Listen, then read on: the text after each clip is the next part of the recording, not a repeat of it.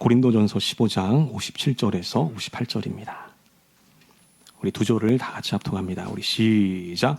우리 주 예수 그리스도로 말미암아 우리에게 승리를 주시는 하나님께 감사하노니 그러므로 내 사랑하는 형제들아 견실하며 흔들리지 말고 항상 주의 일에 더욱 힘쓰는 자들이 되라. 이는 너희 수고가 주 안에서 헛되지 않은 줄 알미라. 아멘. 자, 오늘 예배 나오신 여러분 모두에게 우리 하나님의 평강과 도우심이 늘 가득하시길 우리 주님의 이름으로 간절히 축원하겠습니다. 우리 한번 따라해 보겠습니다. 예수님이 부활하셨습니다. 부활의 능력으로 충만합시다. 우리 한 번 더 예수님을 닮아갑시다. 그렇습니다. 우리 믿음의 고백처럼요, 이 부활의 기쁨과 능력을 충만히 누리시는 우리 모든 전민의 성도들이 되었으면 좋겠습니다. 자, 오늘은 부활의 능력으로 다시 시작하는 인생, 부활의 능력으로 다시 시작하는 인생, 이 제목 가지고 우리 함께 말씀을 나눠보겠습니다. 여러분들은 혹시 히어로 영화를 좋아하십니까? 우리 마블 영화가 유명해지면서요, 정말 많은 사람들이 즐겨보는 장르가 되었습니다. 대표적으로 이 아이언맨, 또 스파이더맨, 또 캡틴 아메리카 같은 것들이 있습니다.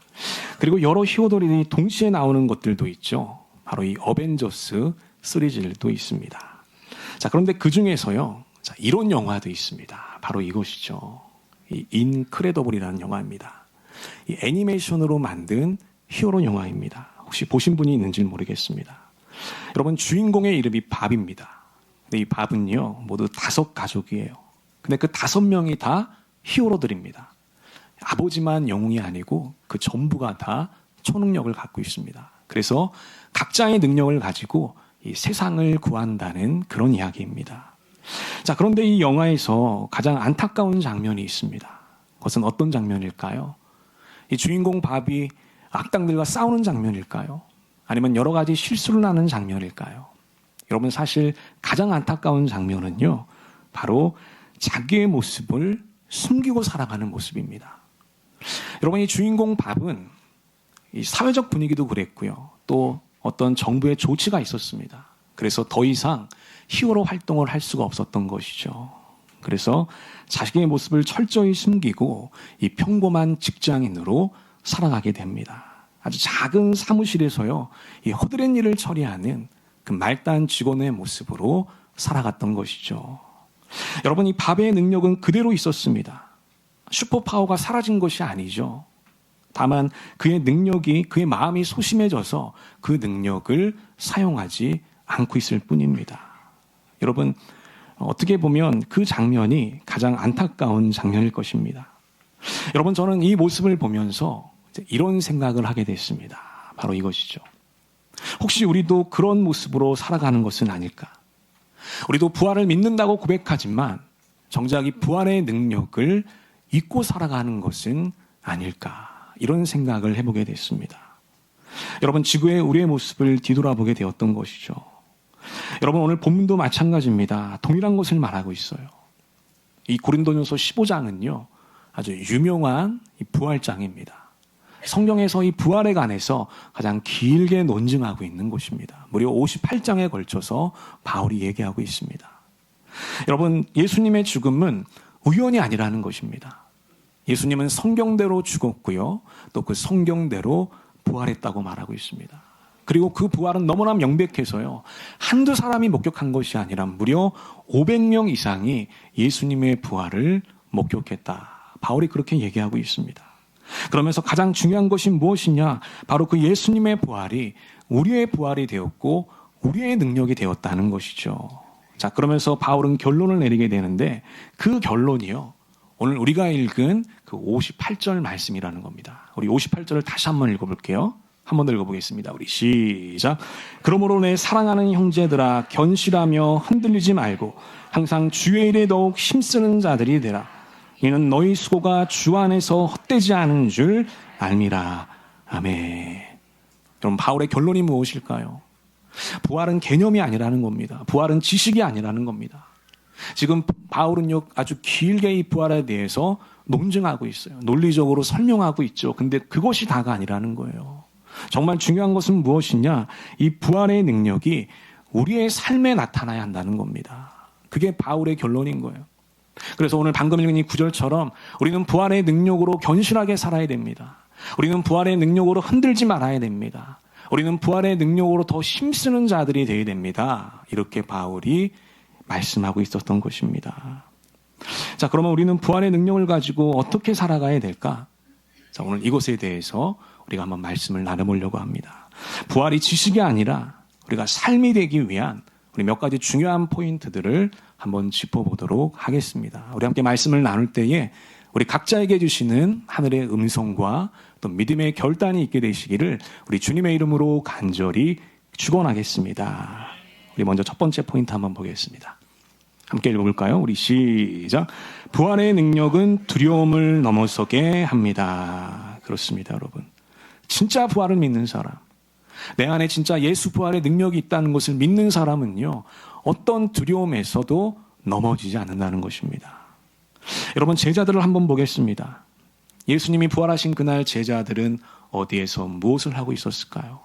자, 우리 요한복음 20장 우리 19절 한번 보겠습니다. 우리 함께 읽어볼까요? 우리 시작. 이날 곧 안식 후 첫날 저녁 때에 제자들이 유대인들을 두려워하여 모인 곳에 문들을 닫았더니 예수께서 오사 가운데 서서 이르시되 너희에게 평강이 있을지어다. 아멘. 여러분, 부활 당일이었습니다. 게다가 이 제자들은요, 예수님이 무덤이 이미 비어있다는 소식을 들었습니다. 자, 그럼에도 불구하고 이 제자들은 문을 닫고 꼭꼭 숨어 있었다는 것이죠. 왜 그랬던 걸까요? 바로 두려워했기 때문이라는 것입니다. 자기들도 예수님처럼 공궁에 빠질까봐, 화를 당할까봐 불안에 떨었던 것이죠. 여러분, 사실 이 장면은요, 우리가 어떻게 보면 참 이해하기 힘든 장면입니다. 왜냐하면 제자들은 예수님과 3년 동안 동고동락을 했습니다. 그 3년 동안 엄청난 것들을 경험했어요. 귀신이 쫓아나가는 것들을 보게 됐고요. 또 풍랑이 잠잠해지는 것들을 보게 됐고요. 심지어 죽었던 나사로가 무덤에서 다시 걸어 나오는 것들도 목격했어요. 자, 그럼에도 불구하고 이 제자들은 지금 문을 닫고 벌벌 떨고 있는 것이죠. 부활의 소식까지 들었음에도 불구하고, 예수님의 무덤이 비어있다는 소식을 들었음에도 불구하고 이들은 꼼짝도 못했던 것입니다. 바로 그 두려움이 이 제자들의 몸과 마음을 마비시켰던 것입니다. 여러분, 이런 제자들의 모습은 사실 우리들의 모습이기도 합니다. 우리도 예수님의 부활을 고백하죠. 우리도 죽음을 이기신 예수님의 능력을 믿습니다. 자, 그런데 우리가 세상에 나가면 우리의 모습이 달라진다는 거예요. 우리는 직장에서 실패할까 봐 두려워합니다. 우리는 사람들의 시선과 평가에 두려워합니다. 또 우리는 우리가 하고 있는 모든 일들이 잘 되지 않을까 봐 우리는 긴장하고 조급해한다는 것이죠. 불안해한다는 것입니다. 여러분, 우리도 부활을 알긴 아는데 진짜 그 부활처럼 살아내지를 못한다고 하는 거예요. 왜 그런 걸까요? 바로 우리 안에 이 세상에 대한 두려움이 있기 때문이라는 것이죠. 부활은 머리로 알고 있는데 그 두려움 때문에 그 부활의 능력을 사용하지를 못한다고 하는 것입니다. 여러분, 이 소방관들에 대한 아주 흥미로운 연구조사가 있습니다. 자, 이 연구자들이 소방관들에게 이렇게 질문을 했습니다. 자, 당신은 불 속으로 뛰어들 때 떨리거나 두렵지 않습니까? 자, 이런 질문을 던졌어요. 자, 그러자 놀랍게도 이 대부분의 소방관들은요, 두렵다고 대답을 했습니다. 자, 그러면 어떻게 해서 그렇게 불 속으로 뛰어들어갈 수 있는 겁니까? 여러분, 소방관들이 어떻게 대답했을까요? 자, 그 이유는 바로 이것이었던 것이죠. 두려움이 없어서가 아니고요, 두려움보다 더 강한 것이 있기 때문이라는 것이죠. 여러분, 그 더 강한 것이 무엇일까요? 바로 저 안에 있는 사람을 살려내야겠다는 확신, 그리고 내가 반드시 들어가야 한다고 하는 그 사명감. 여러분, 이런 것들이 있었기 때문에 그 두려움을 극복하고 불 속으로 뛰어들 수가 있었다고 하는 것입니다. 여러분, 이것은 우리도 마찬가지일 것입니다. 두려움이 없어지는 것이 아니고요, 두려움보다 더 강한 것을 붙잡으면 된다는 것입니다. 여러분, 그게 무엇일까요? 그게 바로 부활의 능력이라고 하는 것입니다. 죽음을 이기신 예수님의 능력이 내 안에 있다. 그러므로 나는 죽음도 이길 수 있는 사람이다. 여러분, 이런 확신이 우리에게 있으면 우리는 어떤 두려움에도 어떤 장애물에도 흔들리지 않게 된다는 거예요. 여러분, 우리 인간의 실존에서 가장 큰 장애물이 뭐가 있습니까? 바로 이 죽음이잖아요. 우리가 죽음을 이길 수 있다면 그 외에 여러 가지 장애물들은 더 쉽게 넘어갈 수가 있게 되는 것이죠. 저는 우리 모든 전민의 성도들이요, 이 부활의 확신을 붙잡고 살아갔으면 좋겠습니다. 혹시 여러분들 안에 지금 어떤 두려움들이 갖고 있습니까? 여러분들이 갖고 있는 두려움은 무엇입니까? 그것이 직장입니까? 그것이 관계입니까? 그것이 미래입니까? 아니면 그것이 여러분들의 건강입니까? 여러분, 두려움이 없어질 때까지 기다리는 것이 아니라요, 그 두려움보다 더 강한 것을 붙잡으면 되는 것이에요. 두려움이 없어질 때까지 기다리면 우리는 한 발자국도 내디딜 수가 없게 되는 것이죠.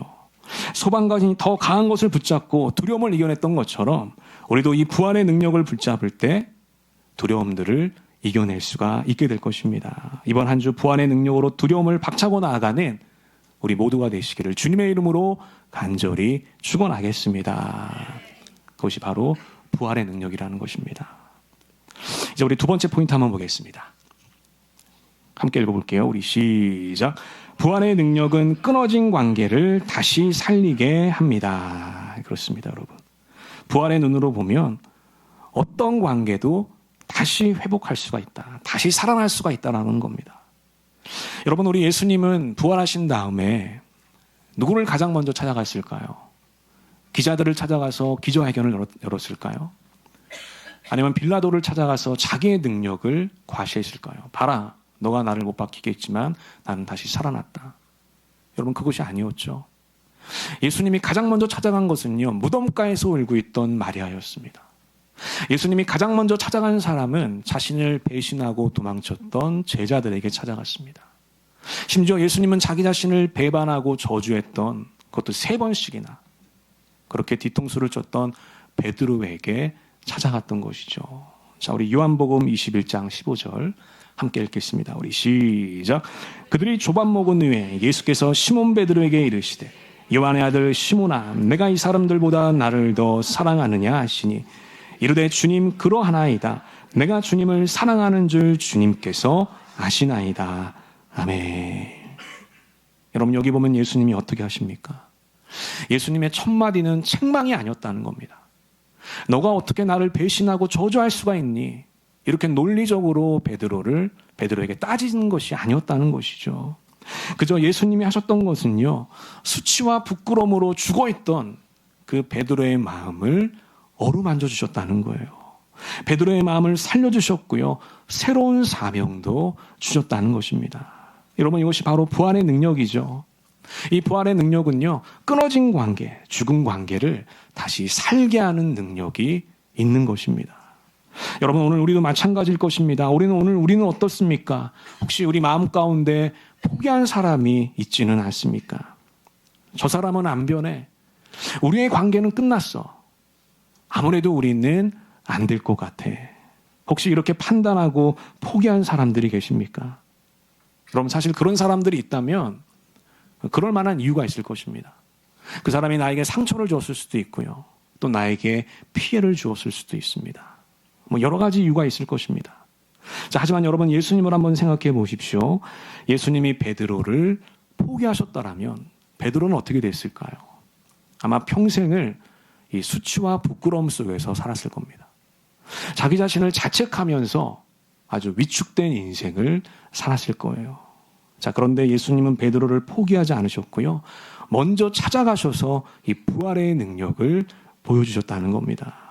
베드로를 새로운 마음으로, 새로운 시선으로 바라봐 주셨던 것이죠. 여러분, 그러자 베드로는요, 초대교회에서 가장 위대한 사도로 부활할 수가 있었던 것입니다.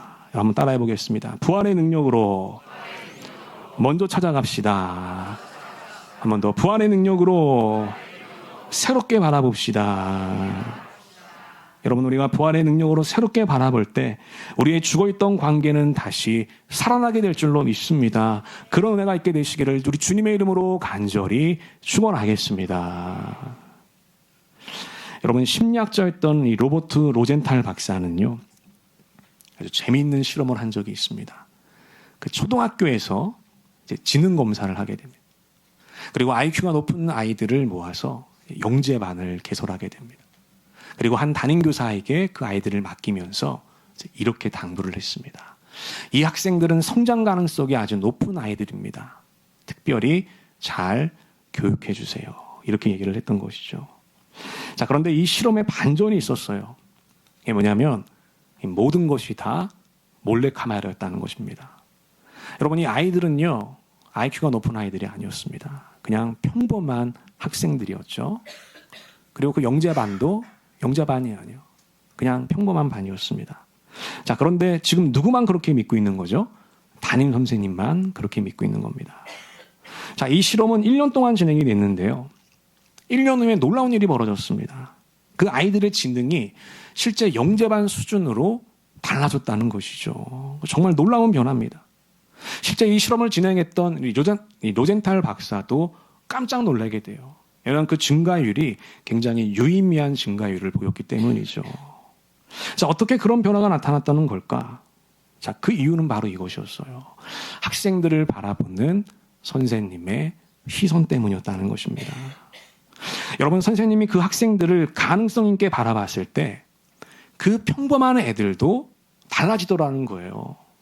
근데 이게 한두 번 나오는 거 아니라 실험을 할 때마다 똑같은 결과가 나오더라는 거죠. 그래서 이 현상을 이제 이름을 짓게 됩니다. 뭐라고 느끼냐면 바로 피그말리온 효과다. 아마 여러분 들어보신 적이 있을 것입니다. 이게 뭐냐면 기대를 받으면 그 기대만큼 달라진다고 하는 것입니다. 여러분, 이 실험이 우리에게 말해주는 것은 무엇일까요? 우리가 누군가를 포기하지 않고 새롭게 바라봐 줄 때 그 사람이 실제로 변화될 수 있다라는 거예요. 예수님도 마찬가지셨죠. 예수님이 베드로를 포기하지 않고 새로운 마음, 새로운 시선으로 바라봐 주자 그가 진짜 초대교회 위대한 사도로 성장할 수가 있었던 것이죠. 여러분, 그렇기 때문에 반대도 마찬가지라는 겁니다. 우리가 저 사람은 글렀어, 저 사람은 절대로 변하지 않을 거야, 그렇게 먼저 포기해버리면 그 사람은 진짜로 그 자리에 머물러 있게 된다는 것입니다. 저는 우리 모든 전면의 성도들이요, 이 부활의 눈으로 사람들을 바라봤으면 좋겠습니다. 혹시 여러분 마음속에 포기한 사람이 있습니까? 다 끝났다고 생각한 어려운 관계가 있습니까? 여러분, 예수님이 베드로에게 먼저 찾아가셨던 것처럼 우리도 그 사람에게 먼저 다가갔으면 좋겠습니다. 먼저 손을 내밀었으면 좋겠습니다. 새로운 마음과 새로운 시선으로 그 사람을 바라봤으면 좋겠습니다. 우리가 그렇게 할 때 부활의 능력이 그 관계 속에서 살아 역사하게 될 것입니다. 더 좋은 관계가 될 것이고요. 우리가 알지 못했던 친밀하고 더 깊은 관계들이 맺어지게 될 것입니다. 놀라운 은혜들을 경험하게 될 줄로 믿습니다. 새롭게 시작하는 이번 한 주, 우리 부활의 능력으로 두려움을 이겨내고 또 관계를 변화시키는 우리 복된 한 주가 되시기를 우리 주님의 이름으로 간절히 축원하겠습니다. 아멘. 우리 기도하겠습니다. 하나님 아버지, 오늘도 예배와 말씀을 통해